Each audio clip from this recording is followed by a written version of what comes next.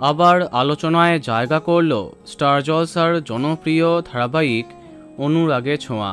1 মাস আগে থেকে চলছে তার টাইম লিপ নেবার চর্চা। তখন জানা গেছিল 10-12 বছর এগিয়ে যাবে গল্প।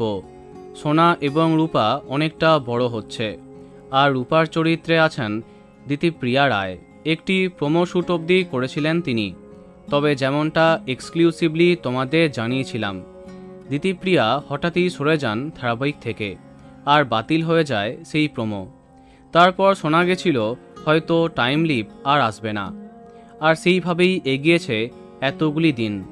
তবে সবাইকে অবাক করে অনুরাগে ছোঁয়া এগিয়ে গেল প্রায় 4-5 বছর। সম্প্রতি সামনে এলো নতুন চমক, যেখানে দেখা যাচ্ছে মুম্বাইতে হাজির হয়েছে দীপা, আবার আলাদা হয়েছে দীপা সূর্যর পথ। এখনও রূপাকে খুঁজছে দীপা। অন্যদিকে সোনা একটু বড় হয়েছে। মাঝবয়সী সোনার চরিত্রে এলেন জনপ্রিয় টেলি অভিনেত্রী দেবপ্রিয়া বসু, অর্থাৎ দেবাদ্রিতা বসুর বোন। হ্যাঁ, তাকেই দেখা যাবে সোনা চরিত্রে। কিন্তু রূপা কে হচ্ছে তা এখনও জানা যায়নি।